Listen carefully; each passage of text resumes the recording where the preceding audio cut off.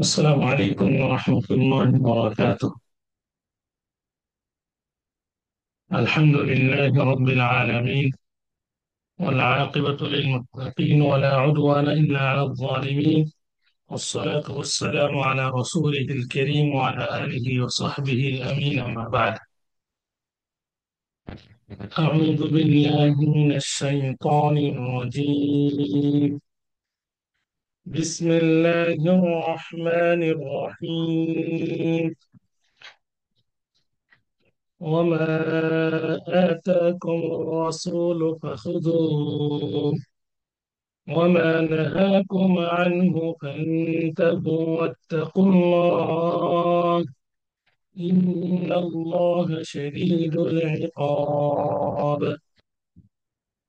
قال صلى الله عليه وسلم: من أحدث في أمرنا هذا ما ليس منه فهو رد، أو كما قال عليه الصلاة والسلام: من أحدث في أمرنا هذا ما ليس فيه فهو رد। আলহামদুলিল্লাহ, আমরা আল্লাহ শুকরিয়া আদায় করছি যে আল্লাহ সুবহানাহু ওয়া তাআলা আমাদেরকে বাদ আসর থেকে ঈদ মাগরিব পর্যন্ত, বাদ মাগরিব পর্যন্ত আলোচনা শ্রবণ করার, শোনার সুযোগ ও তৌফিক প্রদান করেছেন। আমরা শুকরিয়া স্বরূপ কালিমাতুশ শুকর পাঠ করি, আলহামদুলিল্লাহ। সালাত ও সালাম বর্ষিত হোক প্রিয় নবী শেষ নবী মুহাম্মদ বিন আব্দুল্লাহ প্রতি। اللهم صل وسلم وبارك على عبدك وحبيبك محمد بن عبد الله وعلى آله وصحبه أجمعين। সম্মানিত উপস্থিতি, অনেক বেশি, অনেক গভীর রাত হয়েছে, আলোচনা অনেক লম্বা আলোচনা শুনেছেন। আজকে এই জন্য আমরা চেষ্টা করব অল্প কিছু আলোচনা করার। আল্লাহ সুবহানাহু ওয়া তাআলা তৌফিক দান করুন এই দায়িত্ব বিষয়ে কোরআন এবং সহিহ সুন্নাহ ভিত্তিক আলোচনা করার। আল্লাহ তৌফিক দান করুন, আমিন। সুবহান উপস্থিতি, আমরা আজকে যে বিষয়টি নিয়ে কথা বলবো, একটু পূর্বে আপনারা অবগত আছেন, সামাজিক প্রচলিত কিছু বিদআত নিয়ে আজকে কথা বলবো। যদিও এই বিষয়টি আপনাদের সামনে একাধিকবার উপস্থাপিত হয়েছে, শুনেছেন, তবুও ওয়াযাক্কির ফাইন্না যিকরা তানফাউল মুমিনিন, এই আয়াতকে বাস্তবায়নের জন্য আবারও আপনাদেরকে স্মরণ করার্থে মুখ্য বিষয়টি নিয়ে আলোচনা করবো। ওয়া মা তাওফীকি ইল্লা বিল্লাহ, আলাইহি তাওয়াক্কালতু ওয়া ইলাইহি উনীব। প্রিয় উপস্থিতি, আপনারা অবগত আছেন যে আমাদের সমাজ কুসংস্কার, সমাজে কুসংস্কার ভরপুর, এবং আমরা যে আমলগুলো, যে ইবাদতগুলো করছি, আমাদের সমাজের অধিকাংশ মানুষ আমলগুলোকে সঠিকভাবে পালন না করে ত্রুটিযুক্ত তথা বিদাতি আমল তারা করে থাকেন। যদিও সহিহ হাদিস রয়েছে, তথাপিও অনেক ব্যক্তি সহিহ হাদিসকে বর্জন করে বুজুর্গ বুজুর্গ ব্যক্তিদের কথাকে তারা প্রাধান্য দেওয়ার মাধ্যমে বিরোধ করে থাকে। যেমন ভাবে আমরা অধিকাংশ মানুষ ঈমান আনা সত্ত্বেও মুশরিক, অনুভাবে অধিকাংশ মানুষ আমরা সঠিক আমল করা সত্ত্বেও আমরা বিদআতকে প্রাধান্য দিয়ে থাকি। সঠিক আমল থাকা সত্ত্বেও আমরা বিদআত করে ফেলি। অনেকে অজান্তে আবার বিদআত করি, যে আমরা জানি না আসলে বিদআত কি। এই জন্য আজকে বিদআতের পরিচয় আমরা শুরুতে আপনাদের সামনে উপস্থাপন করবো। এরপরে আহ আমরা ধারাবাহিকভাবে বিদআতের বিষয়ে কিছু কথা বলবো। আমরা জানি এটা রবিউল আউয়াল মাস। রবিউল আউয়াল মাস আসলে আমাদের সামনে একটি বিদআত চলে আসে। রাসূল সাল্লাল্লাহু আলাইহি সাল্লামের জন্মবার্ষিকী ঈদ ও মিলাদুন নবী বলে আমরা যে বিদআতটি পালন করি, এই রবিউল মাস আসলে আমরা যেন সেটি করার জন্য ব্যস্ত হয়ে পড়ি। এই কারণে আজকে এই সতর্কতা স্বরূপ আপনাদের সামনে বিষয়গুলো আলোচনা করবো ইনশাআল্লাহ। আরেকটা বিষয় যে এই যে আমরা অনেকে বিদআত বলি, কিন্তু বিদআত আমরা চিনি না, বিদআত আমরা বুঝি না। যে কোনো কাজকে আমরা বিদআত বলি, দিনের ক্ষেত্রেও আমরা বিদআত বলি, এবং দুনিয়ার ক্ষেত্রেও আমরা বিদআত বলি। অনেকে আবার আহ, বলে থাকেন, যখন তাদেরকে বিদআতের কথা বলা হয়ে থাকে, তো দিনের ক্ষেত্রে যখন বিদআত গুলো আমরা দেখতে পাই, যখন তাদেরকে সতর্ক করি, তখন তারা বিভিন্ন যুক্তি পেশ করে, বিমান তৈরিকরণ, তারপরে মোবাইল তৈরিকরণ, এগুলো বিদাত তারা করে থাকে। আসলে বিদাতের পরিচয়টা আমাদের সামনে অনেক সময় মানে আমরা বুঝে থাকি অস্পষ্ট ভাবে। এই জন্য আজকে স্বাভাবিকভাবে বিদাতের পরিচয় এবং পার্থক্যটা আপনাদের সামনে তুলে ধরার চেষ্টা করব। বিদাতের সুন্নতের বিপরীত বিদাত। সুন্নতের বিপরীত বিদাত। সুন্নত কাকে বলা হয়? السنة قول هي هي قول النبي صلى الله عليه وسلم وفعله وتقريره। সুন্নাত হলো আল্লাহ নবী সাল্লাল্লাহু আলাইহি সাল্লামের কাজ, কথা এবং তাকরিরিহি এবং সম্মতি। এই তিনটি হচ্ছে, এই তিনটির সমন্বয় হচ্ছে সুন্নাত। আল্লাহ রসুল সাল্লাহ সাল্লাম যে কাজটি করেছেন সেই কাজটি করা সুন্নাত, এবং আল্লাহ রসুল সাল্লাহ সাল্লাম যে কথাগুলো বলেছেন সেই কথা অনুযায়ী কাজ করা, আমল করা সেটি সুন্নাত। আল্লাহ রসুল সাল্লাহ সাল্লাম কাজ করেননি বা কথাও বলেননি, কিন্তু কোন সাহাবায়ে কেরাম কথা বলেছেন বা কাজ তার সামনে করেছেন, সেই কাজটিকে, সেই কথাটিকে আল্লাহ রসুল সাল্লাহ সাল্লাম সমর্থ জানিয়েছেন, এটাকে বলা হয় সুন্নাত। এর বিপরীত হচ্ছে বিদআত। আল্লাহ রসুলের কথা নয়, সাহাবায়ে কোনোভাবে কাজ নয়, এবং আল্লাহ রসুল সাল্লাহ সাল্লামের সমর্থন নেই। এই ধরনের কাজগুলো, এই ধরনের কর্মগুলো, এই ধরনের বিষয়গুলো পালন করে হচ্ছে বিদআত। যতই সেটি ভালো হোক না কেন, আল্লাহ রসুল সাল্লাহ সাল্লাম যেটি করেননি সেটা এবং সাহাবায়ে কেরামগণ যেটি করেননি, আল্লাহ রসুল সাল্লাহ সাল্লাম যে কাজটি করতে আদেশ করেননি, সাহাবায়ে কেরামগণ থেকে যেটি প্রমাণিত হবে সেটি পালন করাও বিদআত। আল্লাহ সুবহানাহু ওয়া তাআলা বলেছেন, ওয়া মা আতাকুমুর রাসূলু ফাখুযুহু ওয়া মা নাহাকুম আনহু ফান্তাহু। রাসূল তো ওয়া মা আতাকুমুর রাসূল, রাসূল তোমাদেরকে যা প্রদান করেন, ফাখুযুহু তা তোমরা গ্রহণ করো, ওয়া মা নাহাকুম আনহু ফান্তাহু যা থেকে নিষেধ করেন তা থেকে দূরে থাকো, ফান্তাহু তা থেকে দূরে থাকো। তা আল্লাহ রাসূল সাল্লাল্লাহু আলাইহি সাল্লামের কথা, কাজ এবং সম্মতি, এটাকে বলা হয় বিদআত। ইয়া সুন্নাত। এর বিপরীত হলো বিদআত। তো এর বিপরীত আহ, বিদাতের শব্দটি আমরা কোরআনুল কারিমে অনেক স্থানে পেয়ে থাকি। বাদা ইয়াবদাউ বাদিউস সামাওয়াতি ওয়াল আরদ। অনুবাদে আল্লাহ সুবহানাহু ওয়া তাআলা বলছেন, কুল মা কুনতু বিদআম মিনার রাসূল। তাহলে এই বিদআত অর্থ কি? বিদআত অর্থ হলো বাদা ইয়াবদাউ, এটা আবিষ্কার, আবিষ্কার করা। এর আসল অর্থ হলো পূর্ব নমুনাহীন কোনো কিছু আবিষ্কার করা, পূর্বের কোনো দৃষ্টান্ত ও নমুনা ছাড়াই কোনো কিছু সৃষ্টি করা বা আবিষ্কার করা, এটি বলা হয় কি বিদআত। আল্লাহ সুবহানাহু ওয়া তাআলা তিনি বলেছেন, বাদিউস সামাওয়াতি ওয়াল আরদ, যে তিনি পূর্বের কোনো নমুনা ব্যতীত আসমান ও জমিন সৃষ্টি করেছেন। আসমান এবং জমিন সৃষ্টি করার পূর্বে এই ধরনের কোনো জমিন বা আসমান ছিল না। আল্লাহ সুবহানাহু ওয়া তাআলা নমুনাহীন, তিনি আসমান এবং জমিন সৃষ্টি করেছেন। তাহলে বিদআতের শাব্দিক এটি অর্থ। এই অর্থটি আবিধানিক নয়, শাব্দিক। শাব্দিক অর্থ হলো পূর্বের নমুনা ছাড়াই কোনো কিছু আবিষ্কার করা, এটা বিদআত।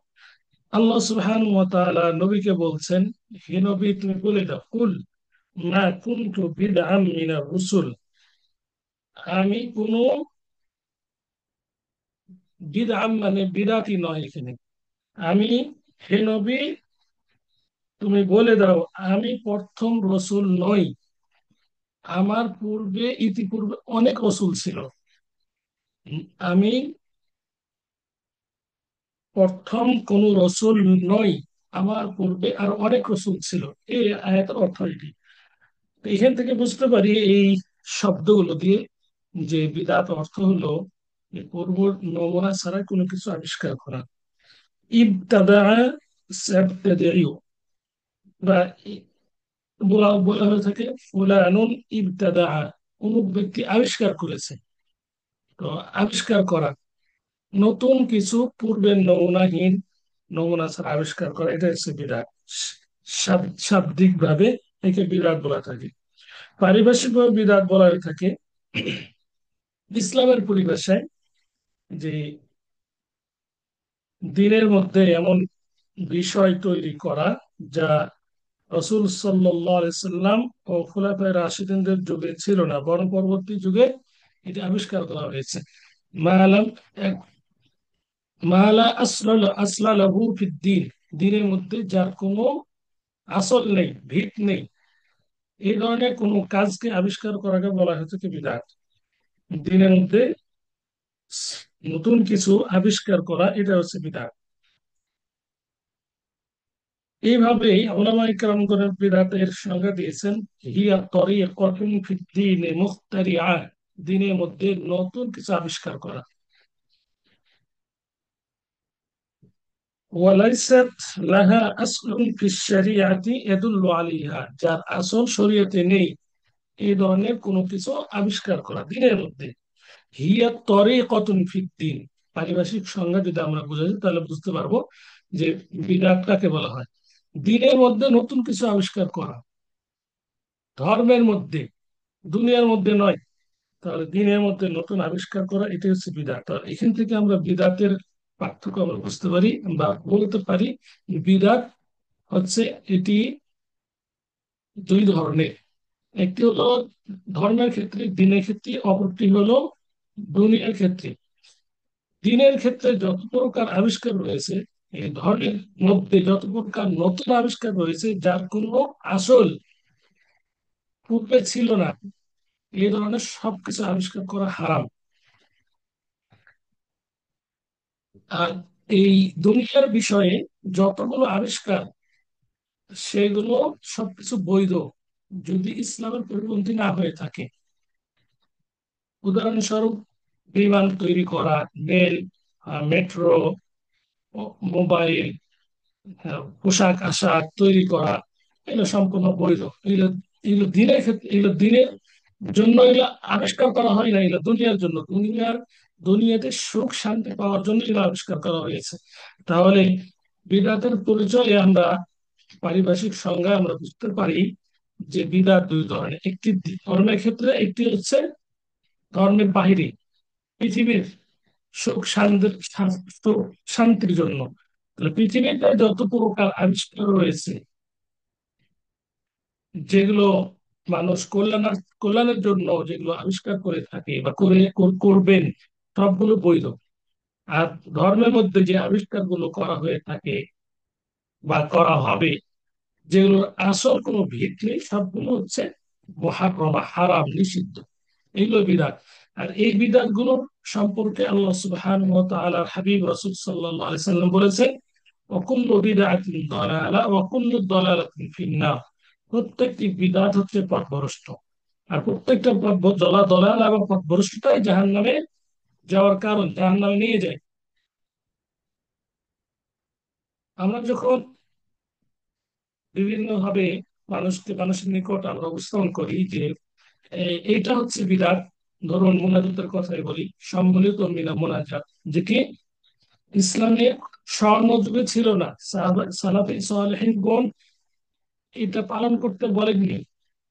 খয়র উকুনে পাগনি সুন্নাল্লাযীনাহুম ইয়ালুনাহুম সুম্মাল্লাযীনাহুম ইয়ালুনাহুম, যে স্বর্ণ যুগ ছিল, তিন যুগ, সেই তিন যুগে এই ধরনের আমল ছিল না। এখন এই ধরনের আমল কোনো ব্যক্তি যদি করে, আমরা যখন তাদেরকে বলতে যাই যে এটি আসলে বিদআত, এটি তো ইসলামের মধ্যে নেই, কোরআন হাদিসে এটি আমরা পাই না, তখন তারা বিভিন্ন ভাবে যুক্তি দেয়।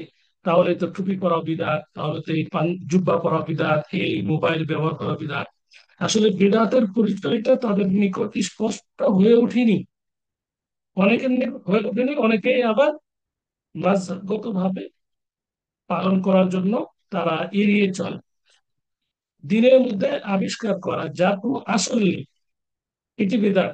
মুনাজাত কখনো কি আল্লাহ নবী সাল্লাল্লাহু আলাইহি ওয়াসাল্লাম সম্মানিত ভাবে করেছেন? কখনো করেনি। তাহলে নিঃসন্দেহে এটি বেদাত, এর কোনো ভিত্তি নেই কোনোভাবে। ওমর রাদিয়াল্লাহু তাআলা আনহু যে তারাবির জন্য একত্রিত করেছেন, ইমাল বিদআতু হাদিহি, এখানে বলা হয়েছে এই যে সবচেয়ে উত্তম বিদআত। তো এখানে উত্তম বিদআত মানে কি? অনেকে এটা আবার যুক্তি দিয়ে বলেন যে এটা কি। তাহলে সংজ্ঞার দিকে আমরা বা পরিচয়ের দিকে চলে যাই। হিয়া মুখতারিআতুন ফিদ্দীন, হিয়া তরিকাতুন ফিদ্দীন মুখতারিআ, দিনের মধ্যে নতুন আবিষ্কার করা। উমর রাদিয়াল্লাহু তাআলা আনহু যখন তারাবির জন্য সকলকে একত্রিত করলেন, তখন এই উক্তিটি করলেন নি'মাল বিদআতু হাদি। কিন্তু উমর রাদিয়াল্লাহু তাআলা আনহুর পূর্বে কি আল্লাহ নবী সাল্লাল্লাহু আলাইহি সাল্লাম জামাতে তারাবির সালাত আদায় করেননি? অবশ্যই আদায় করেছেন। তাহলে এর আসল ভিত রয়েছে, এর আসল ভিতটা রয়েছে, এর আসলটা রয়েছে। রাসূল সাল্লাল্লাহু আলাইহি সাল্লাম এটা করেছেন, একদিন, দুই দিন, তিন দিন হলেও করেছেন, এক রাত্রির জন্য হলেও তিনি এই আমলটি করেছেন। তাহলে একত্রিত করে উমর রাদিয়াল্লাহু তাআলা আনহু তিনি নতুন আবিষ্কার করেননি, তিনি পূর্বেরটাকে এটাকে তিনি নবায়ন করেছেন। এটা বিদআত নয়, এটা বরং সুন্নতকে জীবিত করা, এর জন্য অনেক সওয়াব রয়েছে। প্রিয় উপস্থিতি, তাহলে আমরা স্পষ্ট বুঝতে পারলাম যে বিদআত বলা হয়ে থাকে ধর্মের ব্যাপারে তো অতিরিক্ত কম করা বা বেশি করা, বা পদ্ধতিতে নতুন কিছু যুক্ত করা, এটি হচ্ছে বিদআত। আর এই বিদআত সম্পূর্ণ হারাম। যত ধরনের আমরা এই ধরনের কাজ পাবো বা আমল পাবো যেগুলো ইসলামে নেই, যার আসল নেই, সেগুলো বিদআত। আমাদের সমাজে যতগুলো পরিচালিত বিদআত আছে, আপনারা এই সংজ্ঞার সাথে মিলাবেন যে এটি কি আসলে ইসলামের শুরুর যুগে ছিল, সাহাবায়ে কেরামগণের যুগে ছিল, তারপর তাবিঈনগণের যুগে ছিল, এই ধরনের কোনো কি আমরা উক্তি পাই? যদি না পাই, মনে করেন এটা বিদআত। সব যত সৌন্দর্য এটা আমল হোক, সেটা বিদআত। এই সংজ্ঞাটা যারা বুঝতে পারবেন তারা বিদআত অটোমেটিক নিজেরাই বের করে নিতে পারবেন। আমরা কিছু বিদআত নিয়ে আমরা আলোচনা করবো ইনশাআল্লাহ। উম, একটি হাদিসে এইভাবে এসেছে, যে হাদিসটি পাঠ করা হয়েছে যে মান আহদাসা ফি আমরিনা হাদা মা লাইসা ফিহি ফাহুয়া রাদ্দুন। যে দিনের মধ্যে নতুন কিছু তৈরি করবে যা তার অন্তর্ভুক্ত নয়, তা প্রত্যাখ্যিত, প্রত্যাখ্যাত, কবুলযোগ্য নয়। এই ফি আমরিনা, মান আহদাসা ফি আমরিনা, যে ব্যক্তি আমাদের এই নির্দেশে, যে ব্যক্তি কোনো কিছু আবিষ্কার করবে যেটি আমাদের নির্দেশে নেই, তার নির্দেশটি কি? এই ইসলাম, এই দিন ইসলামের মধ্যে, এই ধর্মের মধ্যে যে ব্যক্তি কোনো কিছু আবিষ্কার করবে যেটি এই ধর্মের মধ্যে অন্তর্ভুক্ত নেই, সেটি হচ্ছে প্রত্যাখ্যাত, সেটা বর্জনীয়। অন্যভাবে আরেকটি হাদিস স্পষ্ট এসেছে মান আমিলা আমালান, আগে আগের শব্দে এসেছে মান আহদাসা, যে ব্যক্তি নতুন কিছু উদ্ভাবন করবে, সৃষ্টি করবে। এখানে মান আমিলা আমালান লাইসা আলাইহি আমরুনা ফাহুয়া রাদ্দুন, যে ব্যক্তি এমন কোন আমল করবে যে যে বিষয়ে আমাদের অনুমোদন নেই, লাইসা আলাইহি আমরুনা, যে বিষয়ে আমাদের কোনো অনুমোদন নেই, ফাহুয়া রাদ্দুন, সেটা হচ্ছে প্রত্যাখ্যাত হবে। যে ব্যক্তি এমন কোন আমল করবে যে বিষয়ে আমাদের কোনো অনুমোদন নেই বা শরীয়তে কোনো অনুমোদন নেই, ফাহুয়া রাদ্দুন, সেটা প্রত্যাখ্যাত, কবুলযোগ্য নয়, সেটাকে ফেলে দিতে হবে। তাহলে উদ্ভাবন এবং আমল দুইটি শব্দ এসেছে। তো এই দিনের মধ্যে এখানেও আমরুনা, আর পূর্বে হাদিসে ফি আমরিনা, এটা হচ্ছে দিন ইসলাম, এই ধর্মের মধ্যে, ধর্মের মধ্যে যে ব্যক্তি কোনো কিছু আবিষ্কার করবে বা কোনো আমল করবে যেটি ধর্মের নেই, যার নির্দেশ আল্লাহ এবং রসুল থেকে আসে নাই, সেটি গ্রহণযোগ্য নয়, সেটা হচ্ছে প্রত্যাখ্যাত। অতএব এই দুটি হাদিসই যথেষ্ট আমাদের জন্য বিদাত, বিদাতকে বর্জন করার, বিদাতকে চিনার, এই দুটি হাদিস আমাদের জন্য যথেষ্ট। আর বিদাত বিষয়ে প্রত্যেকটি জুমাতে আল্লাহ রসুল সাল্লাহ সাল্লাম সতর্ক করতেন, অধিকাংশ জুমাতে। এখন পর্যন্ত সালাফে সালেহিনগণ তারা প্রত্যেক জুমার শুরুতেই এই বিদাত থেকে সতর্ক করেন। সকলেই বলেন আম্মা বা'দ ফাইন্না খায়রাল হাদিস কিতাবুল্লাহ ওয়া খায়রাল হাদী হাদী মুহাম্মাদিন সাল্লাল্লাহু আলাইহি ওয়াসাল্লাম ওয়া শাররাল উমুরি মুহদাসাতুহা ওয়া কুল্লু মুহদাসাতিন বিদআহ ওয়া কুল্লু বিদআতিন দালালাহ ওয়া কুল্লু দালালাতিন ফিন-নার। এখানে আমরা সকলেই আহ, যারা খুতাবায়ে কেরামগণ কিংবা যারা আলোচক, তারাই আমরা বলে থাকি এটা একটা হাদিস। আম্মা বা'দ ফাইন্না খায়রাল হাদিস কিতাবুল্লাহ, فإن خير الحديث সর্বোত্তম হাদিস হলো কিতাবুল্লাহ, আল্লাহর কিতাব। ওয়াখাইরুল হাদী হাদী মুহাম্মাদিন সাল্লাল্লাহু আলাইহি সাল্লাম, এবং সর্বোত্তম পথ হলো মুহাম্মদ সাল্লাল্লাহু আলাইহি সাল্লামের পথ। ওয়া শাররুল উমুরি মুহদাসাতুহা, এবং সবচেয়ে নিকৃষ্ট বিষয় হলো মুহদাসাতুহা, দিনের মধ্যে নতুন কিছু আবিষ্কার করা। কুল্লা মুহদাসাতিন বিদআহ, প্রত্যেকটি আবিষ্কার করা হলো বিদআহ। ওয়া কুল্লা বিদআতিন দালালা ওয়া কুল্লা দালালাতিন ফিন্নার, প্রত্যেকটি দালালা হচ্ছে, পথভ্রষ্টতা হচ্ছে জাহান্নামে নিয়ে যায়, জাহান্নামে যাওয়ার কারণ। প্রিয় উপস্থিতি, তাহলে বিদআত সম্পর্কে স্পষ্ট আমরা পেলাম। এখন বিদআতের হুকুম কি? বিদআতের হুকুম: ইয়াকুম ওয়া মুহদাসাতিল উমুর ফাইন্না কুল্লা মুহদাসাতিন বিদআহ ওয়া কুল্লা বিদআতিন দালালা। আল্লাহর নবী সাল্লাল্লাহু আলাইহি ওয়াসাল্লাম তিনি বলেছেন, তোমরা দিনের মাঝে নতুন বিষয় আবিষ্কার করা থেকে বিতর্ক থাকো, বিরত থাকো, বিরত থাকো। ওয়া ইয়াকুম, সতর্ক থাকো। ইয়াকুম, এই তারবিতে ব্যবহার হয়ে থাকে, আহ, মানে খুব জোর, খুব তাকিদে, দৃঢ়তা সহিত, যাতে করে মানুষ দূরে থাকে। ওয়া ইয়াকুম, দূরে, তোমরা বেঁচে থাকো, দূরে থাকো। ওয়া মুহদাসাতিল উমুর, নতুন কিছু দিনের মধ্যে আবিষ্কার করা থাকে। ফাইন্না কুল্লা মুহদাসাতিন বিদআহ, প্রত্যেকটি, ফাইন্না কুল্লা, এখানে আমাদের মুখ্য বিষয়, বোঝার বিষয়, সেটা হলো ফাইন্না কুল্লা বিদআহ, ফাইন্না কুল্লা মুহদাসাতিন বিদআহ, প্রত্যেকটি, প্রত্যেক নতুন বিষয় বা আবিষ্কার এটা কিছু বিদআহ। এখানে বিদআতের ক্ষেত্রে আল্লাহ রাসূল সাল্লাল্লাহু আলাইহি সাল্লাম বলেছেন প্রত্যেক, প্রত্যেক, এখানে ভাগ করেন নাই। আমাদের দেশে বেশ কিছু ওলামায়ে কেরামগণ বিদআতকে ভাগ করে থাকেন: বিদআত হাসানা, বিদআত সাইয়্যা, ভালো বিদআত, খারাপ বিদআত। তো আসলে ভালো বিদআত আর খারাপ বিদআত এর মধ্যে কোনো পার্থক্য নেই। ওমর রাদিয়াল্লাহু তাআলা আনহু বলেছিলেন, নি'মাল বিদআতু ওয়া হাদিহি, এর সাথে এর কোনো সম্পর্ক নেই।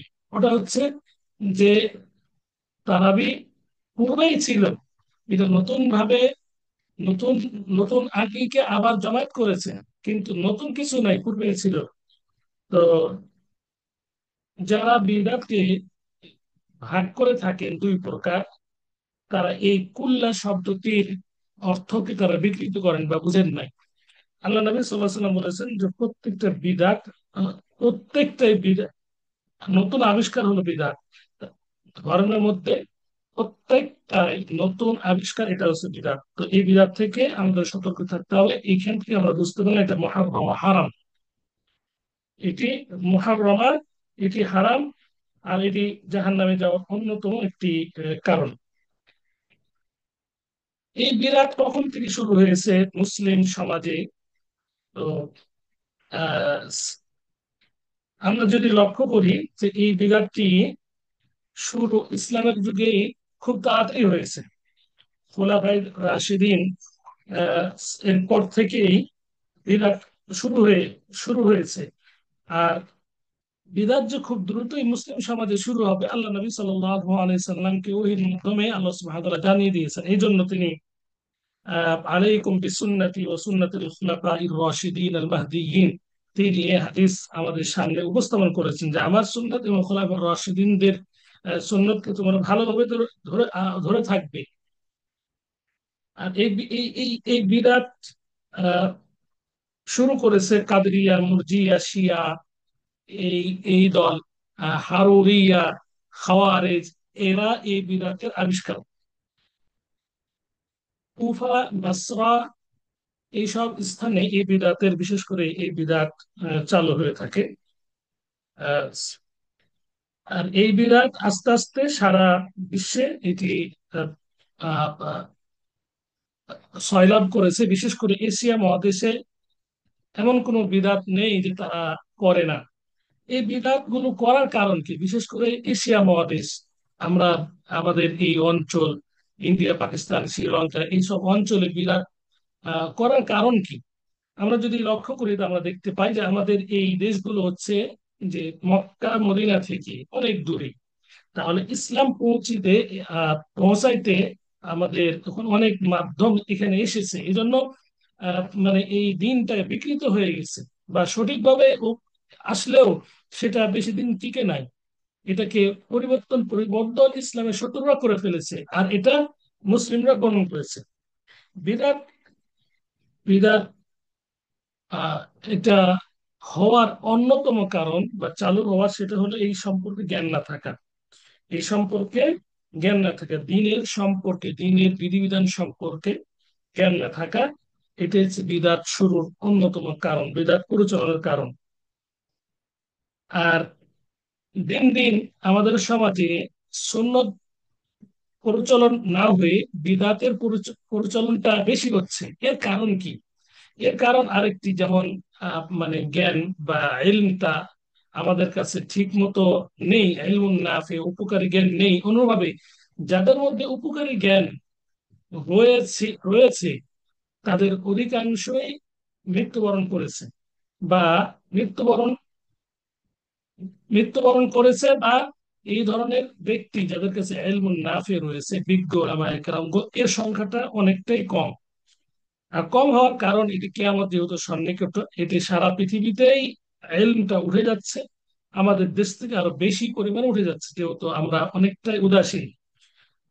আল্লাহ সুবহানাহু ওয়া তাআলা হাবিব রাসূল সাল্লাল্লাহু আলাইহি ওয়াসাল্লাম বলছেন, ইন্নাল্লাহা লা ইয়াকবিদুল ইলমা ইনতিজাআন ইয়ানতাজি'ুহু মিনাল ইবাদি ওয়ালাকিন ইয়াকবিদুল ইলমা বিকবদিল উলামা'i হাত্তা ইযা লাম ইবকি আলিমান ইত্তাখাযান নাসু রুউসান জুহালান ফাসুইলু ফাফতাউ বিগাইরি ইলমিন ফাদাল্লু ওয়া আদাল্লু।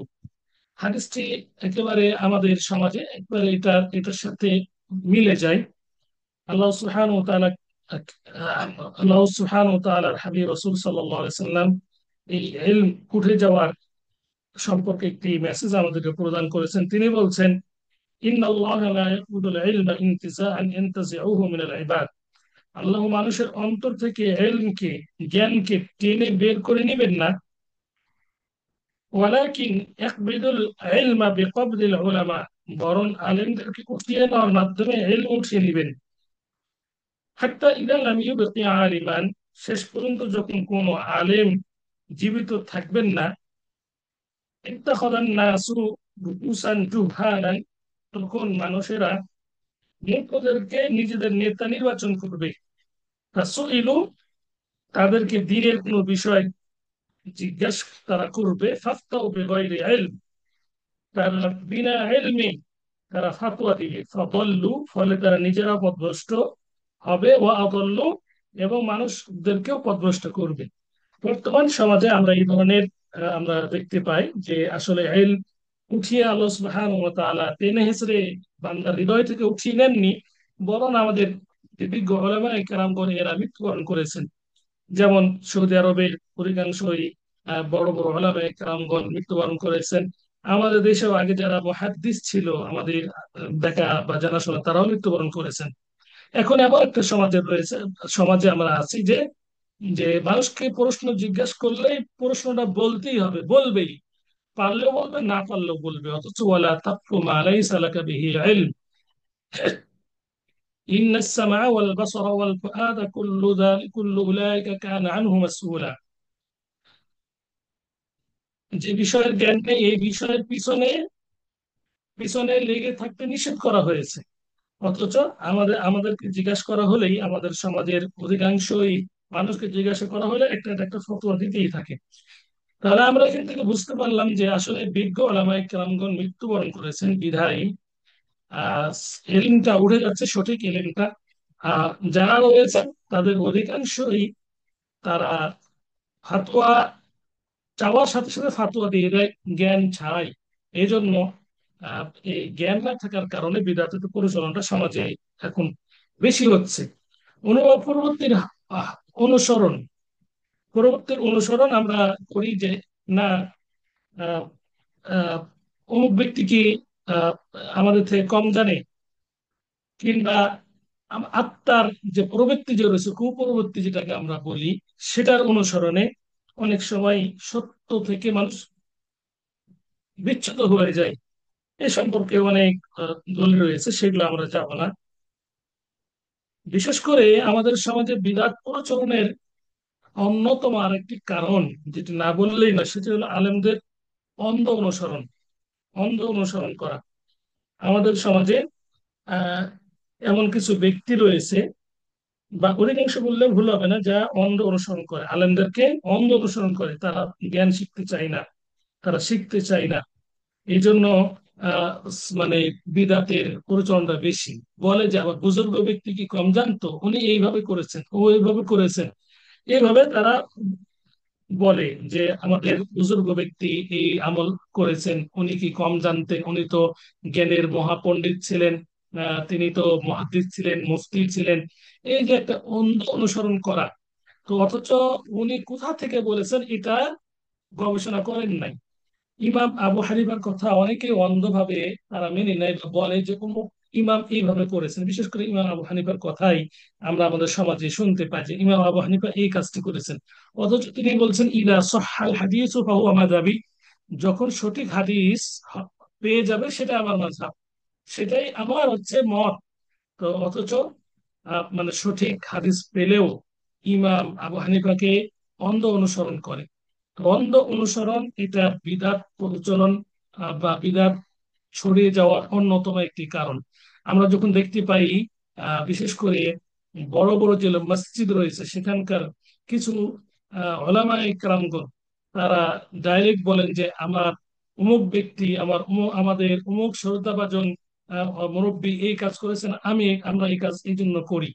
তো তারা কিন্তু দলিল দেয় না, অথচ তারা মুফতি, তাদের নামের পূর্বে অনেক মুফতি লেখা আছে, তারা এই ধরনের মানে তারা আসল যুক্তি দেয়, কিন্তু তারা দলিল ভিত্তিক খুব কম কথা বলেন। এই জন্য যখন হানাফি ভাই, বিশেষ করে যারা হানাফি, কঠোর হানাফি, তাদের সাথে যখন আমরা মানে এই বিষয়গুলো নিয়ে আলোচনা করতে যাই, তারা সরাসরি বলে যে আহ, আপ- আপনি কি অমুকের থেকে বেশি বড় হয়ে গেছেন, আপনি কি অমুকের থেকে বেশি জানেন, এই ধরনের কথাগুলো তারা বলে এবং সত্য থেকে তারা দূরে সরে যায়। আল্লাহ তাদের হৃদয় দান করুন।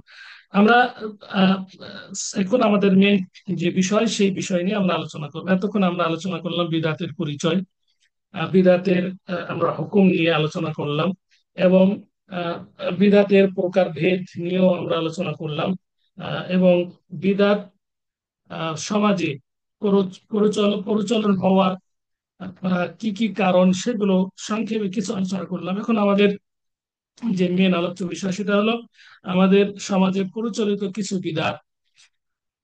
তো এই বিষয়টি আপনার সকলে অবগত আছেন যে আমাদের সমাজে অনেকগুলো আহ বিদাত প্রচলন রয়েছে যেগুলোর সাথে ইসলামের কোনো সম্পর্ক নেই।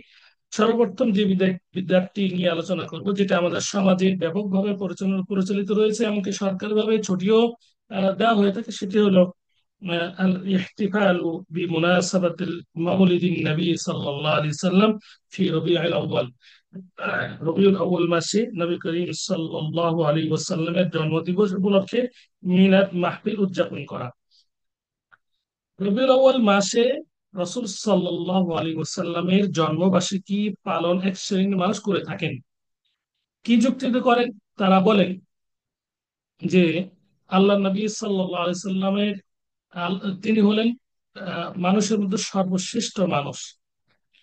তার যদি আমরা জন্মবার্ষিকী পালন যদি না করি, সেই দিনে যদি আমরা উৎসব পালন না করি, তাহলে এটি কেমন কেমন দেখা যায়, বা আমরা কেমন উম্মত হলাম যে তার জন্ম দিবসে আমরা বিভিন্ন উৎসব আমরা পালন করলাম না।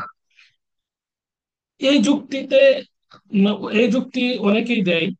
তো এই যুক্তি আসলে তারা দিয়ে থাকে আহ অনেকে অজান্তে, অনেকে জেনে শুনে। এই যুক্তিটা আসলে এই রেওয়াজটা চলে এসেছে আমাদের পূর্বে যে ধর্ম ছিল, ঈসাই ধর্ম, খ্রিস্টানদের থেকে। খ্রিস্টানরা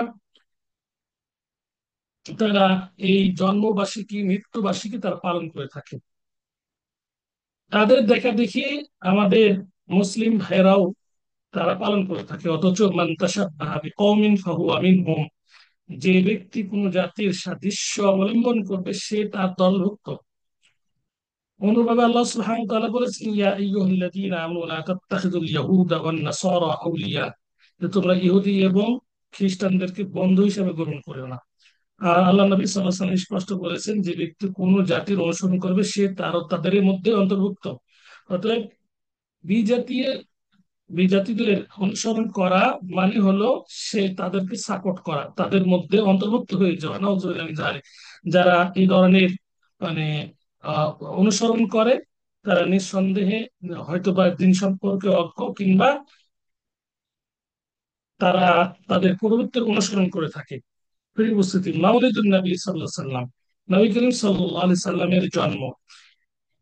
আমরা আগে নবী করিম সাল্লাল্লাহু আলাইহি সাল্লামের জন্ম বার্ষিকী পালন করা এটি বিদআত, এটি নিষিদ্ধ নাকি এটি জায়েজ, নাকি এটি ভালো কাজ, এই নিয়ে আলোচনা করার পর আমরা আরেকটি বিষয় আলোচনা করবো, নবী করিম সাল্লাল্লাহু আলাইহি সাল্লামের জন্ম কি আসলে বারো রবিউল আউয়াল হয়েছে কিনা। এই দুটো বিষয় আলোচনা করব ইনশাআল্লাহ। প্রথমত, আল্লাহ নবী সাল্লাল্লাহু আলাইহি সাল্লামের জন্মবার্ষিকী পালন করা, আমরা শুরুর দিকে ফিরে যাই। আমরা বিদআতের সংজ্ঞায় আমরা বলেছিলাম, ওলামায়ে কেরামগণের ভাষা উল্লেখ করেছিলাম যে দিনের মধ্যে নতুন কিছু আবিষ্কার করা, যার কোনো ভিত নেই দিনের মধ্যে, যার কোনো পূর্বের কোনো নমুনা নেই, ভিত নেই, এই ধরনের কোনো কাজ আমল করা, হতে বা হতে পারে বেশি, হতে পারে কম, কিংবা পদ্ধতিগত সৌন্দর্য, সবগুলো বিধান। তো দিনের মধ্যে নতুন কিছু আবিষ্কার করা। এখন এই যে মিলাদ, এটি পালন করা হয়ে থাকে কি জন্য? রসুল সাল্লাল্লাহু আলাইহি সাল্লামকে ভালোবাসার বহির প্রকাশ করার জন্য করা হয়ে থাকে। এটি একটি ইবাদত মনে করি। তাহলে এই ইবাদতটি আমাদেরকে দেখতে হবে যে এটি কি পূর্বের, এটি কি ছিল, যদি না থাকে নিঃসন্দেহে বিদআত। আল্লাহ নবী সাল্লাল্লাহু আলাইহি সাল্লামের যুগে আমরা ফিরে যাই, আল্লাহ নবী সাল্লাল্লাহু আলাইহি সাল্লাম কখনো এই ধরনের বিদআত করতে আদেশ করেন নাই। তিনি কখনোই তার জন্মবার্ষিকী পালন করেননি। তার সন্তান মৃত্যুবরণ করেছেন, জন্মবার্ষিকী মৃত্যুবার্ষিকী তিনি কখনো পালন করেননি। সাহাবায়ে কেরামগণ যারা আল্লাহ নবী সাল্লাল্লাহু আলাইহি সাল্লামকে তাদের নিজেদের জীবন থেকেও বেশি ভালোবেসেছেন, জীবন উৎসর্গ করে দিয়েছেন, তারাও আল্লাহ নবী সাল্লাল্লাহু আলাইহি সাল্লামের জন্মবার্ষিকী মৃত্যুবার্ষিকী পালন করেননি। এরপরে তিন স্বর্ণ যুগ, সাহাবায়ে কেরামগণের যুগ, তারপর তাবেঈন যুগ, এরপরে তাবা তাবেঈন, তাবেঈ, তাবা তাবেঈন, এই যুগেও পালন করা হয়নি। অনুভাবে রাসূল সাল্লাল্লাহু আলাইহি সাল্লামের এই জন্মবার্ষিকী মৃত্যুবার্ষিকী কোন আইম্মাই কেরামগণ তারা পালন করেননি। আজকেও গবেষণা করে দেখলাম যে এই বিদাতটি 200-300 বছরেও এটি শুরু হয়নি, পরবর্তী যুগে এটি শুরু হয়েছে। তাহলে আল্লাহ নবী সাল্লাল্লাহু আলাইহি ওয়াসাল্লাম তিনি নিজেও এটি পালন করেননি, সাহাবায়ে কেরামগণও করেননি, তারপর তাবেঈগণ, আইম্মায়ে কেরামগণ তারাও করেননি। তাহলে এখন যারা করবেন তারা নিঃসন্দেহে এটি এটি হারাম কাজ করবে, এটি বিদআত করবে। আল্লাহ নবী সাল্লাল্লাহু আলাইহি সাল্লামের জন্মবার্ষিকী পালন করা যদি ভালো হতো, উত্তম কাজ হতো, তাহলে সবচেয়ে অগ্রাধিকার এই বিষয়ে অগ্রাধিকার অগ্রাধিকারী হতেন সাহাবায়ে কেরামগণ, তারা পালন করতেন, কিন্তু তারা করেননি। সাহাবায়ে কেরামগণের পরে তাবেঈগণ করেননি, তাবা তাবেঈন করেননি। তাহলে নিঃসন্দেহে আমরা বুঝতে পারলাম যে এর বিধানটি নিঃসন্দেহে এটি হারাম বিদআত, এটি ঠিক নয়, এটি জাহান্নামে যাওয়ার কারণ।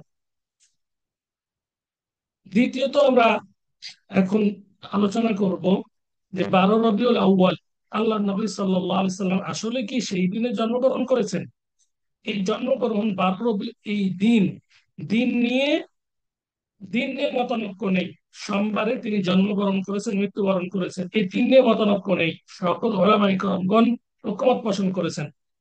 বছর নিয়েও কারো দ্বিমত নেই। আমুল ফিল, হাতি বা কুস্তি বাহিনীর যে বৎসর বলা হয়ে থাকে, আব্রাহা বাদশাহ যে কাবা ঘর ভাঙতে গিয়েছিলেন, সেই বছরই তিনি জন্মগ্রহণ করেছেন। এটা নিয়ে কারো মতানৈক্য নেই। মতানৈক্য রয়েছে যে তারিখ নিয়ে, কোন তারিখ।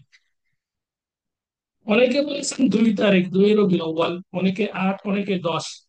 আমরা ডক্টর আকরাম আল দিয়াল উমরি তার কিতাব যদি আমরা পড়ি, তিনি এখানে বিভিন্ন ধরনের ইতিহাস তুলে ধরেছেন। সর্বশেষ তিনি প্রাধান্য দিয়েছেন যে 9 রবিউল আউয়াল তিনি জন্মগ্রহণ করেছেন। তাহলে 9 রবিউল আউয়াল জন্মগ্রহণ করেছেন, কিংবা 2 বা 2 রবিউল আউয়াল, বা 10 বা 8 কিংবা 12, এই যে এতগুলো মতানৈক্য। আরেক জায়গায় দেখেছি 10টি মত রয়েছে এই তারিখ নিয়ে। তাহলে যারা এই তারিখটি নির্ধারণ করলো তারা কোন ভিত্তিতে নির্ধারণ করলো? প্রথমত আমরা জানলাম যে এটি সম্পূর্ণ হারাম, এটি ঠিক নয়। যেহেতু ইসলামের শুরু থেকে স্বর্ণ যুগে কোনো সালাফে সালেহিনগণ এটি পালন করেনি, নিঃসন্দেহে এটি হারাম বিদআত। তারিখ নিয়েও ঐতিহাসিকগণ মতানৈক্য করেছেন। এই দৃষ্টিকোণ তো তাদের এই আহ, মিলাদ বা এটি জন্মবার্ষিকী হিসাবে এটি পালন করা এটিও ঠিক নয়, এটি এটি একেবারে নিষেধ, যুক্তি ও যুক্তিসঙ্গত এটি নয়। অনুরূপভাবে আমরা পক্ষান্তরে আমরা যদি দেখতে পাই, আল্লাহ নবী সাল্লাহ সাল্লাম 12 রবিউল আউয়ালে মৃত্যুবরণ করেছেন, 12 রবিউল আউয়ালে মৃত্যুবরণ করেছেন। আমরা এটি দেখতে পাই জমহুর উলামায়ে কেরামগণ এই মতে দিকে তারা গিয়েছেন যে 12 রবিউল আউয়াল তিনি মৃত্যুবরণ করেছেন। তাহলে মৃত্যুবরণ যারা বলে যে 12 রবিউল আউয়াল এটা তো ঐক্যমত, আর যারা 12 রবিউল আউয়াল জন্মবার্ষিকী পালন করে তাদের বিবেকে তো বাধে না যে আল্লাহ রাসূল সাল্লাল্লাহু আলাইহি সাল্লাম যেহেতু মৃত্যুবরণ করেছেন এই দিনে কিভাবে আমরা উৎসব পালন করি। এই দিনে তো সাহাবায়ে কেরামগণ মৃত্যুর দিনে তারা ক্রন্দন করেছেন, এমনকি তারা মেনে নিতেও চায়নি যে আল্লাহ রাসূল সাল্লাল্লাহু আলাইহি সাল্লাম মৃত্যুবরণ করেছেন। আমরা ইতিহাস জানি, ওরাও জানে, কিন্তু দুঃখজনক হলো সত্য, তারা তাদের কুপুরবৃত্তিকে তারা এটা প্রাধান্য দিয়ে আল্লাহ রাসূল সাল্লাল্লাহু আলাইহি সাল্লামের জন্মবার্ষিকী পালন তারা করে থাকে এবং বিভিন্ন ধরনের তারা আহ সেখানে উৎসব পালন করে থাকে। দুই কারণেই তাহলে আমরা বুঝতে পারলাম যে ঈদে মিলাদুন নবী এটি উদযাপন করা এটি একেবারে হারাম বিদআত। গতকালকে একটি ভিডিওতে দেখলাম ছোট ছোট বাচ্চা, মাদ্রাসার বিদ্যার্থী, মাদ্রাসার বাচ্চা, তাদেরকে জিজ্ঞাসা করা হচ্ছে তোমরা 12 রবিউল আউয়াল কেন আহ, উম, আহ, এই ঈদ মিলাদুন নবী পালন করছো? এই দিনে তো আল্লাহ নবী সাল্লাল্লাহু আলাইহি ওয়াসাল্লাম মৃত্যুবরণ করেছেন। তারা মানে বলল যে নবীরা কবরে জীবিত, তারা নামাজ পড়ে, তারা মৃত্যুবরণ করেনি, শুধু জগৎ চেঞ্জ করেছে। তো আসলে হাদিসটা ঠিক আছে, আল আনবিয়া ফি কুবুরি আহইয়া আও কামা ক্বালা আলাইহিস সালাতু ওয়াস সালাম ওয়া হুম ইউসাল্লুন, তারা সালাত আদায় করে। তো আলামুল বারজাখ, পর্দার জগৎ এবং এই পার্থিব জগৎ এটি সম্পূর্ণ ভিন্ন। আমরা সকলেই সকলেই মৃত্যুর পরে বারজাখী জীবনে আমরা পাড়া দিব। তো আল্লাহ নবী সাল্লাল্লাহু আলাইহি সাল্লাম মৃত্যুবরণ করেছেন, আমাদের মতোই তিনি মৃত্যুবরণ করেছেন, কিন্তু আল্লাহ সুবহানাহু ওয়া তাআলা তাকে বেশ কিছু মর্যাদা দিয়েছেন। তিনি সালামের উত্তর নিতে পারেন, তিনি আহ, সেখানে আম্বিয়াগণ সালাত আদায় করেন।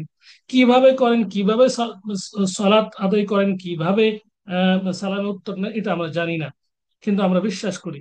এটাও আমরা বিশ্বাস করি যে আল্লাহ নবী সাল্লাল্লাহু আলাইহি ওয়াসাল্লাম কারোর কথা শুনতে পান না।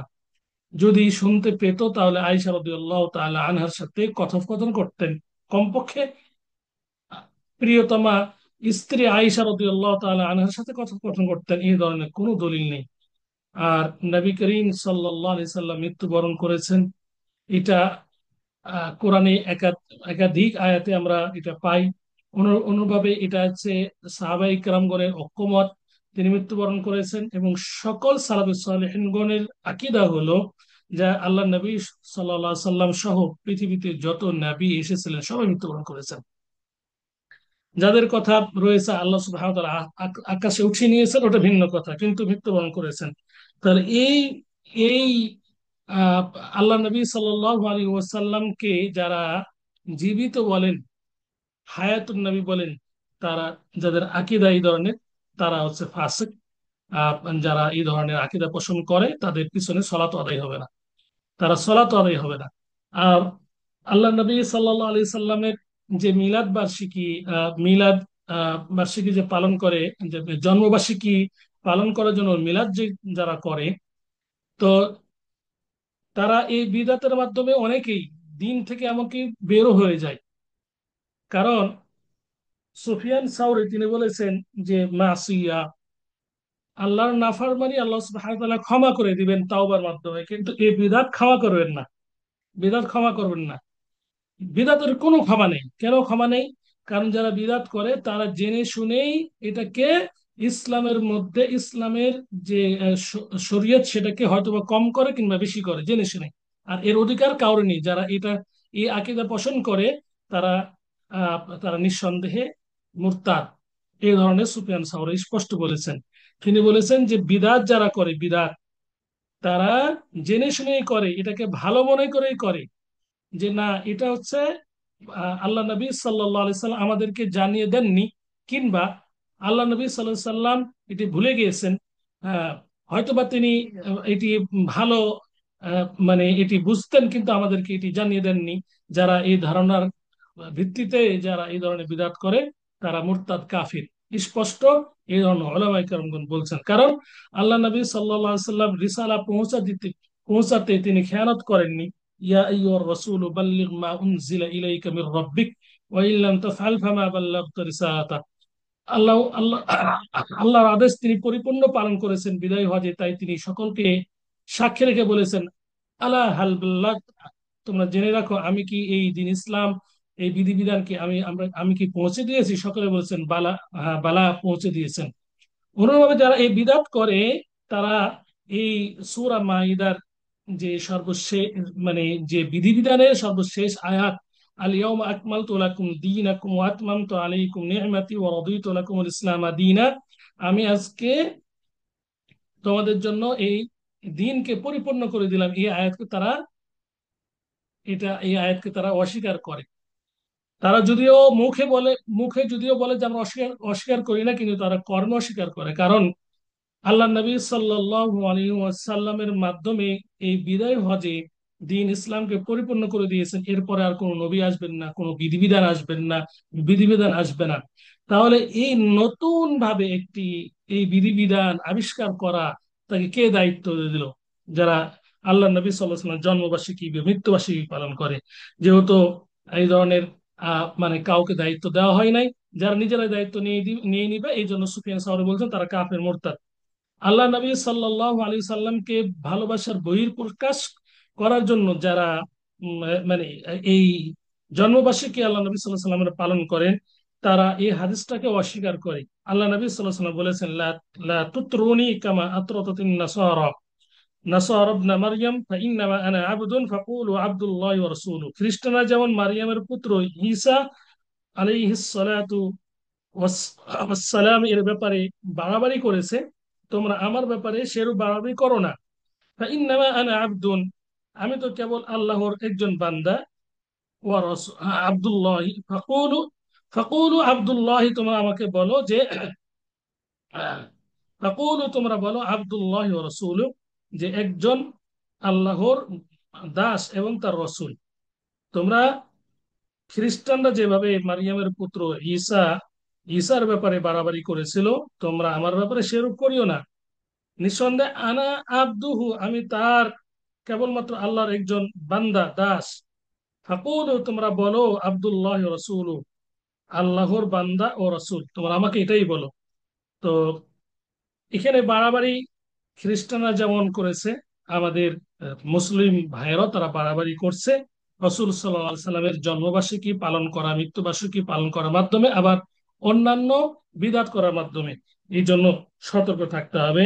এই ঈদ মিলাদুন নবী অত্যন্ত একটি পালন করা অত্যন্ত জঘন্যতম একটি বিদাত, যে বিদাতটি পরিহার করা আমাদের সকলের জন্য এটি হচ্ছে অপরিহার্য।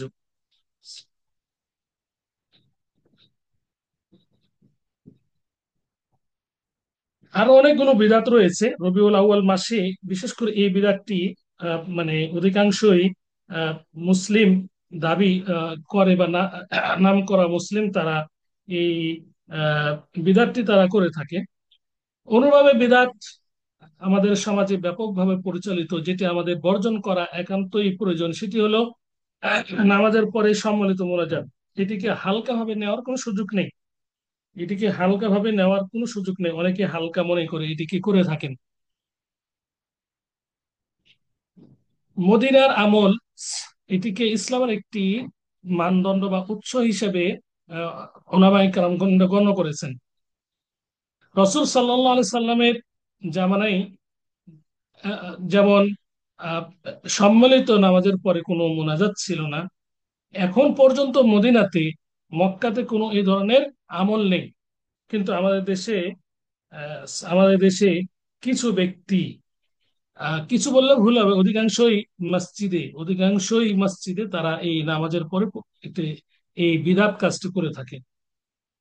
এখানে দুইটি দিক থেকে এটি হারাম আমরা বলবো। প্রথম তো ইসলামে নেই, ইসলামে নেই, এটি একটি অতিরিক্ত বিদআত হয়ে থাকে। দুই ভাবে, একটি হলো অতিরিক্ত, ইসলামের মধ্যে অতিরিক্ত কিছু করা, বা কম কম কম করা, বেশি করা বা কম করা। এই যে নামাজের পরে একটি দোয়া, সম্মিলিত মোনাজাত, এটিকে বেশি করে ফেলে। সম্মিলিত মোনাজাত এর পরিবর্তে আল্লাহ নবী সাল্লাল্লাহু আলাইহি সাল্লাম জিকির আজকার করেছেন, সেটি করার সুযোগই ইমাম দেয় না। সরাসরি ইমাম তিনি নামাজের পরপরই শুরু করে দেন আল্লাহ আমিন বলে হাত উঠিয়ে দোয়া করা শুরু করেন, অথচ আল্লাহ নবী সাল্লাল্লাহু আলাইহি সাল্লাম আস্তাগফিরুল্লাহ আস্তাগফিরুল্লাহ আস্তাগফিরুল্লাহ 3 বার বলেছেন, এরপরে অনেক দোয়া বলেছেন, সেগুলো ইমাম বলেন না। তাহলে প্রথমত আল্লাহ নবী সাল্লাল্লাহু আলাইহি সাল্লাম থেকে প্রমাণিত নেই, কোরআন হাদিসের কোনো সম্পর্ক নেই। দ্বিতীয়ত ইমাম যে বলেন দোয়া করেন, অনেকেই গোপনে দোয়া করেন, মুখে কিছু নিয়ে আসে বলে না, আল্লাহ আমিন বলে চুপ চুপ করে রাখে, চুপ করে থাকে। অনেক সময় অনেক ইমাম তারা জোরে জোরে রব্বানা আতিনা ফিদ দুনিয়া এই ধরনের দোয়াগুলো বলেন। তো এই যে দেখুন, যারা দোয়া বলে তারা কিন্তু নিজের জন্যই দোয়া করে। এখানে আমার আমিন বলে তার মানে তার সাথে আমিন বলার আমার কি যুক্তি আছে? তো জ্ঞানেও বাধা দেয়।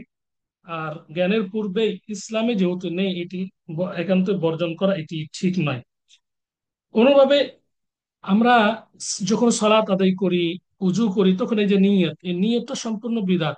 নিয়ত বলতে মৌখিক যে নিয়ত করি আমরা জোরে, এইটা বিদআত। এটাকে হালকা ভাবে নেওয়ার কোনো সুযোগ নেই। উজুতে আমরা নিয়ত করি, অনুভাবে আমরা নিয়ত করি, নামাজের পূর্বে, ইবাদতের পূর্বে, সওম বা রোজা রাখার পূর্বে নিয়ত করি, এই ধরনের নিয়ত ইসলামে নেই।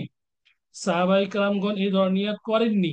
এই ধরনের নিয়ত কোন সহিহ হাদিসে তো দূরের কথা, জয়ীফ হাদিসও পড়বেন নেই। তাহলে এই ধরনের নিয়ত এটা একান্ত এটা ঠিক নয়। এটা আহ, এটা একেবারে বিদআত।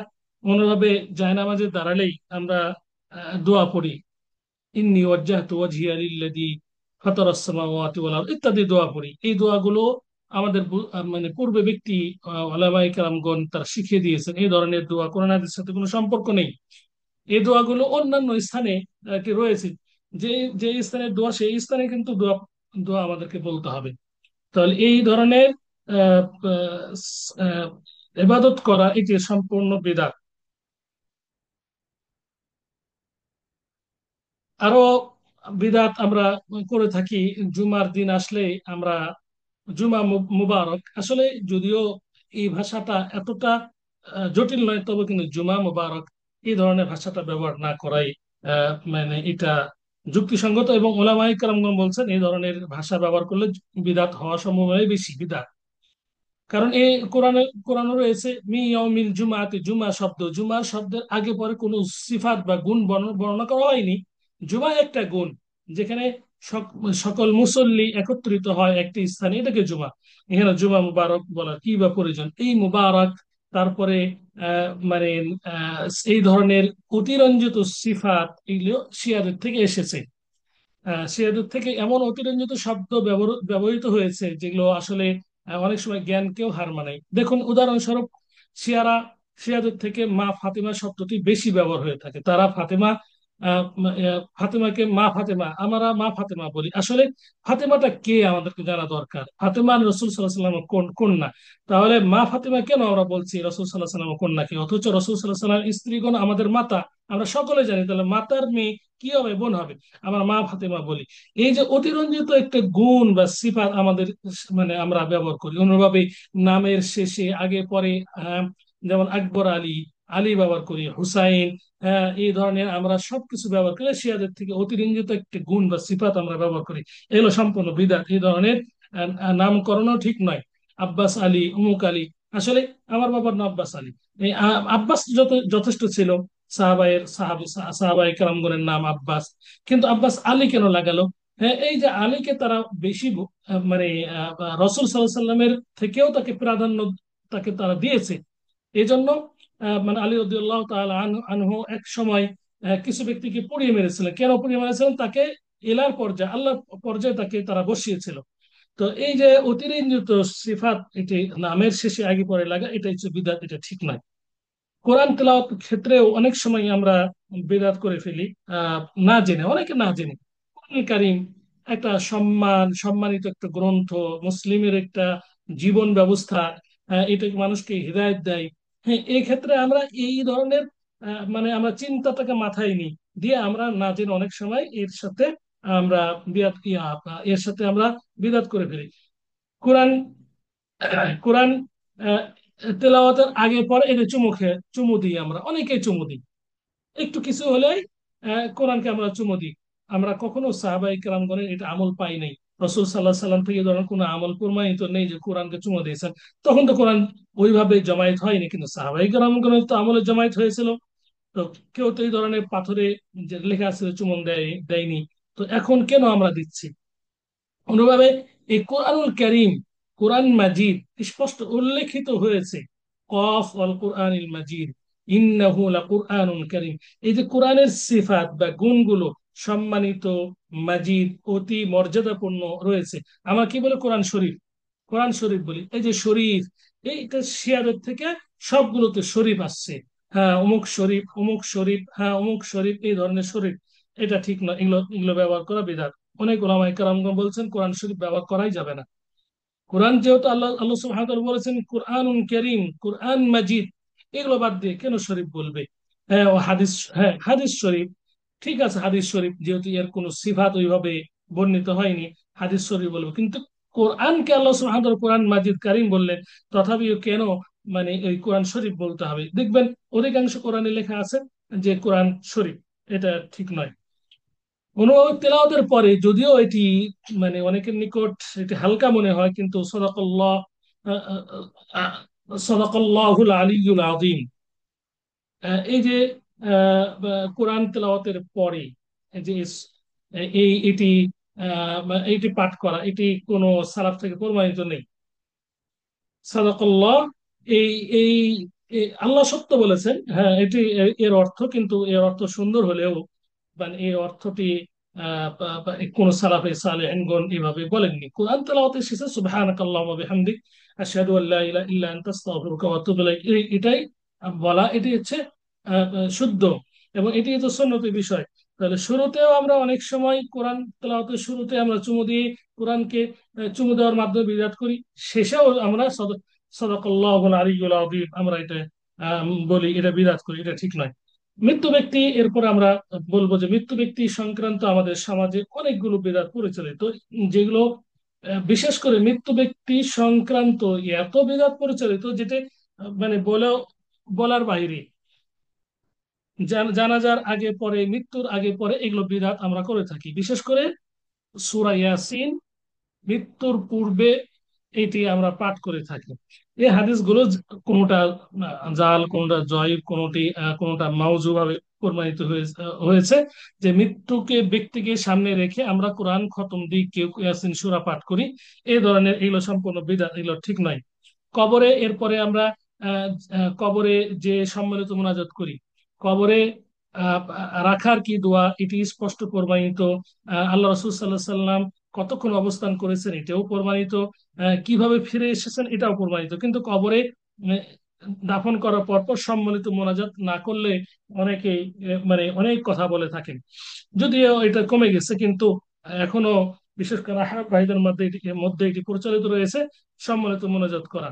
অনুভাবে খেজুরের ডাল, খেজুর গাছের ডাল, এটা এটা গেড়ে দেওয়া, এটি কিন্তু আসলে সুন্নত নয়। হ্যাঁ, একটা হাদিস লক্ষ্য করে তারা বলে যে এই আল্লাহ রাসূল সাল্লাল্লাহু আলাইহি সাল্লাম খেজুরের ডাল করেছেন, আহ, আহ, ক- কবরে দিয়েছেন। হ্যাঁ হাদিসটি ঠিক আছে, কিন্তু আল্লাহ নবী সাল্লাল্লাহু আলাইহি সাল্লামের নিকট ওহী এসেছিল, আল্লাহ নবী সাল্লাল্লাহু আলাইহি সাল্লাম জানতেন যে এর কবরে আযাব হচ্ছে। হ্যাঁ, এটা তার জন্য খাস, আল্লাহ নবীর জন্য খাস। এরপরে কোন সাহাবায়ে কেরামগণ তো এই আমলটি করেননি। তাহলে বোঝা যাচ্ছে এটি করাটা বিদআত, এটি ঠিক নয়।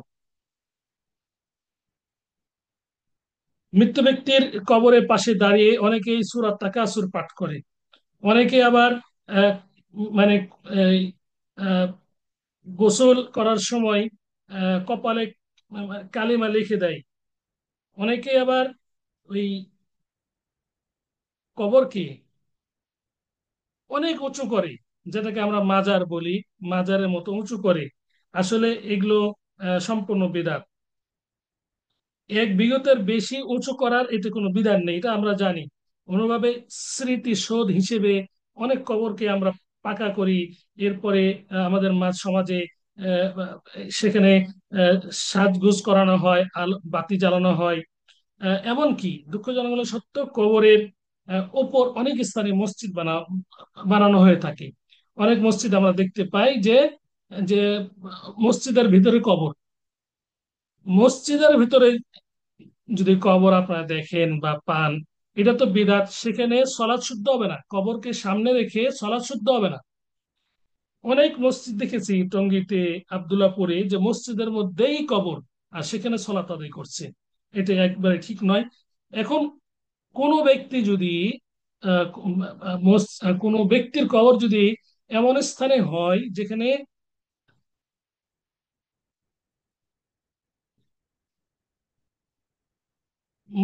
মসজিদের আশেপাশে ধরেন কবর যদি হয়, তাহলে সেখানে করণীয় হলো একটি ওয়াল দেওয়া। ওয়ালের সামনে যদি কবর থাকে তাহলে কোনো সমস্যা নেই। তবুও সালাফি সালেহিনগণ বলেছেন এটি কিন্তু ঠিক নয়। কিন্তু একান্ত যদি প্রয়োজন হয়ে দাঁড়ায় মসজিদ নির্মাণ করার, ওই জমি ছাড়া আর জমি নেই, কবর আগে দিয়েছে, তাহলে সামনে যেন ফুল ওয়াল থাকে, দেওয়াল থাকে। ওলামা কেরাম বলছে এটা কোনো সমস্যা নেই। কিন্তু মসজিদের মধ্যেই কবর দিচ্ছে অনেক স্থানে।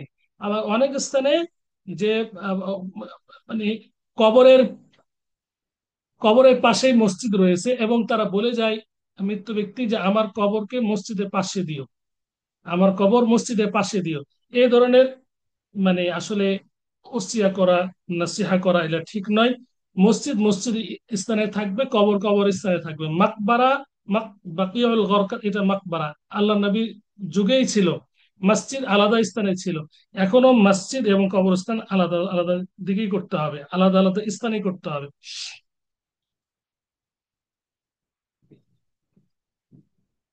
কবরে কবরের বিশেষ করে মাকবারায় সলাত আদায় করা এটি হারাম। আর ঘরে সলাত আদায় করা এটি হচ্ছে সুন্নাহ। আল্লাহ নবী সাল্লাল্লাহু আলাইহি সাল্লাম স্পষ্ট মসজিদে ঘরের মধ্যে সলাত আদায় করার জন্য, বিশেষ করে নওয়াফিল সলাত, সুনান সলাত, এগুলো আদায় করার জন্য তিনি বলেছেন যে লা তাজআলু বুয়ুতাকুম কুবুরা, তোমরা তোমাদের বাড়িকে কবর বানাইও না। এখন আমরা আমাদের বাড়িতে সলাত আদায় করি না, কিন্তু আমরা কবরস্থানে যে সলাত আদায় করি কিভাবে? মসজিদ বানিয়ে সলাত আদায় করি। সম্পূর্ণ বিপরীত, এটা ঠিক নয়। আল্লাহ সুবহানাহু ওয়া তাআলা আমাদেরকে এই ধরনের বিদআত থেকে বেঁচে থাকার তৌফিক দান করুন। সর্বশেষ আহ, আরেকটি পয়েন্ট আলোচনা করে শেষ করব। আমাদের দেশে দিবস কেন্দ্রিক অনেকগুলো বিদআত আমরা করে থাকি, যেমন ঈদ মিলাদুন নবী, এটা আমরা আমরা আলোচনা করেছি। খ্রিস্টানদের বড়দিন, ভালোবাসা দিবস, অন্যভাবে সন্তানের জন্মবার্ষিকী পালন করা, মৃত্যুবার্ষিকী পালন করা, শবে বরত পালন করা, বদর দিবস পালন করা, মেরাজ দিবস পালন করা, এরপরে আহ, আরো এই ধরনের যতগুলো বিদাত আছে, যতগুলো দিবস আছে, সবগুলো বিদাত। আল্লাহ নবী সাল্লাল্লাহু আলাইহি সাল্লামের যুগে এই ধরনের কোনো দিবস পালন করা হয়নি। অনেকগুলো দিবস অতিবাহিত হয়েছে, কারণ আল্লাহ নবী সাল্লাল্লাহু আলাইহি সাল্লামের হিজরত, হিজরত এরপরে হচ্ছে বিদায়ী হজ, কতগুলো দিবস। একটা দিবস কেউ কেউ এই ধরনের পালন করেনি।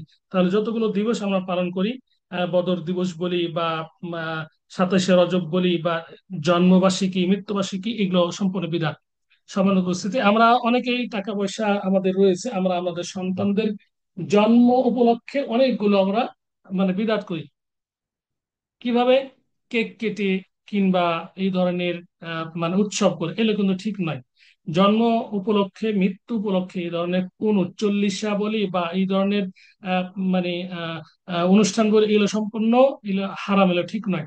একটি ঘটনা বলে শেষ করব যে এই যে দিবস, চল্লিশা দিবস বিশেষ করে পালন করে, বা এই 4 দিনে, মৃত্যু ব্যক্তির 4 দিনে এই ধরনের যে পালন করে, যিনি মৃত্যুবরণ করেছেন তার আত্মীয় স্বজন, তো করন্দন করে, সবসময় করন্দন করে। এক স্থানে দেখলাম যে 4 দিনে এই খাবার আয়োজন করেছে, যিনি তার স্বামী ইন্তিকাল করেছে। তো ও রান্না বান্না করতেছে আর কাঁদতেছে, রান্না বান্না করতেছে আর কাঁদতেছে, কাঁদবেই তো স্বাভাবিক। সে তো তার ইদ্যত পালন তো মানে অনেক দিন, 4 মাসের বেশি। তার তো 4 দিন মাত্র হয়েছে, কিভাবে সে স্বামীকে ভুলবে? ভুলা তো সম্ভবই নয়। সে রান্না বান্না করার কাঁদে, তো আরেকজন ব্যক্তি বলতেছে যে এই যে দেখো, এই কষ্ট করতেছো, এই কষ্ট তো সম্পূর্ণ বৃথা। এই যে মানুষ খেয়ে চলে যাচ্ছে তোমার রান্না, তোমার কষ্ট কেউ দেখে না, দেখবেও না, মানুষ খেয়ে চলে গেল। হ্যাঁ, অনেকে বদনাম করবে যে আমাকে অল্প খাওয়াইলো, অনেকে আবার বলবে যে হ্যাঁ, মানে অল্প জনকে দাওয়াত দিচ্ছে। তো এখানে তোমার অনেক কষ্ট হচ্ছে, এটা কেউ দেখবে না, কেউ রান্না তো সহযোগিতা করতে আসবে না। তাহলে এখানে যেমন জ্ঞানেও একটা তোমার, দেখো জ্ঞানকে প্রশ্ন করো যে এই কাজটা আসলে কি তুমি ঠিক করলা কিনা। এখন তোমার কি উচিত ছিল? তার জন্য তুমি দোয়া করবা, জিকির আজকার করবা, এটা না করে আজকে একটা আয়োজন হলো যে বিবাহের মতো আয়োজন, এটা তো ঠিক না। তখন ব্যক্তিটা বুঝে এই ধরনের মানে আমল মানে করে ফেলেছে, কি করবে আমল করার করা সত্ত্বেও তিনি বললেন আসলে এটা বাস্তবে এটা ঠিক। এই ধরনের তো মানে আমাদেরকে কেউ বুঝাই নাই। তা আসলে বলা উদ্দেশ্য যে অনেক ব্যক্তি আছে এমন যে আমাদের টাকা পয়সা আছে, কোন পথে ব্যয় করবো আমরা জানি না, কেউ আমাদেরকে বুঝাই নাই, তাদের উদ্দেশ্যে বলছি যে আসলে জন্মবার্ষিকী জন্ম উপলক্ষে অনেকে আমরা কেক কাটি অনুরূপভাবে। আহ, মানে যে কোনো মানে আহ, একটা বার্ষিকী উপলক্ষে আমরা এই ধরনের কেক কাটি, কিংবা একটা মৃত্যু বার্ষিকী উপলক্ষে আমরা খাবার আয়োজন করি। এগুলো কিন্তু এড়িয়ে চলতে হবে, এগুলো আসলে ঠিক নয়। আল্লাহ সুবহানাহু ওয়া তাআলা আমাদেরকে এই ধরনের বিদআত থেকে সতর্ক থাকার তৌফিক দান করুন। এর পরিবর্তে সুন্নতে আমল করার তৌফিক দান করুন, আমিন। প্রিয় উপস্থিতি, সর্বশেষ যে আহ, আহ, উক্তিটি বলবো সেটি হলো, আহ, যে স্থানে হাদিসটি সঠিক বা সঠিক নয়, আমার গবেষণা নাই, এই জন্য আমি উক্তি বলছি, হতে পারে সঠিক, আমি সেটিকে তাহকিক বা গবেষণা করতে পারি নাই। বিদাত যেখানে বিদাত প্রচলিত রয়েছে, বিদাত সেখান থেকে সুন্নত উঠে যায়, সেখান থেকে সুন্নত উঠে যায়। এটি মানে হাদিস জয়ীফ না সহি, এই যেহেতু আমি যাচাই বাছাই করার সুযোগটি পাইনি, এই জন্য আমি এটা বলছি যে একটা এই ধরনের হাদিস পেয়েছি যে যে স্থানে বিদাত প্রচলিত বা প্রচলন রয়েছে সেই স্থানে সুন্নত উঠে যায়। তো এই জন্য বিদাত যদি আমরা পালন করি তাহলে আমাদের থেকে সুন্নত উঠে যাবে, দূরে চলে যাবে। তো অতএব সুন্নতকে যদি আমরা প্রতিষ্ঠিত করতে চাই, বাস্তবায়ন করতে চাই, তাহলে আমাদেরকে সুন্নত সম্পর্কে জ্ঞান অর্জন করতে হবে আগে। এরপরে আমাদেরকে এই ধরনের আমল করতে হবে যাতে বিদাত আমাদের সমাজে, আমাদের মাঝে যেন মানে ফিরে না আসে। তাহলে বিদাত যদি চলে আসে, বিদাত যদি আমাদের সমাজে বা আমাদের পারিবারিক জীবনে যদি বিদাতের প্রচলন থাকে, তাহলে কিন্তু সুন্নত গুলো উঠে যাবে।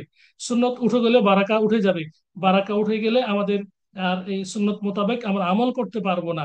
আর সুন্নত মোতাবেক আমল না করলে আমরা কিন্তু জান্নাত যেতে পারবো না। যে আমল কবুল হওয়ার শর্ত হলো আল্লাহ রসুল সাল্লাল্লাহু আলাইহি ওয়াসাল্লামের মানে তরিকা অনুযায়ী আমল করতে হবে। যে কোনো ইবাদত, যে কোনো আমল, এর শর্ত দুটি, একটি আল্লাহর জন্য আর একটি হচ্ছে রাসূল সাল্লাল্লাহু আলাইহি ওয়াসাল্লামের পদ্ধতিতে। এই দুটি ব্যতিরিক্ত কোনো আমল, কোনো ইবাদত কবুল হবে না। এই জন্য আগে আমাদেরকে জানতে হবে যে কোনটি সঠিক, কোনটি সঠিক নয়। আল্লাহ সুবহানাহু ওয়া তাআলা আমাদেরকে ইলমুন নাফি' অর্জন করার, সঠিক জ্ঞান, সুন্নত মোতাবেক জ্ঞান অর্জন করা এবং সেই মোতাবেক আমল করার তৌফিক দান করুন। اللهم علمنا ما ينفعنا وانفعنا بما علمتنا وزدنا علما يا ذا الجلال والإكرام. اللهم أرنا الحق حقا وارزقنا اتباعه، وأرنا الباطل باطلا وارزقنا اجتنابه. هذا ما عندي، وصلى الله على نبينا محمد وعلى آله وصحبه أجمعين، وجزاكم الله خيرا. السلام عليكم ورحمة الله وبركاته.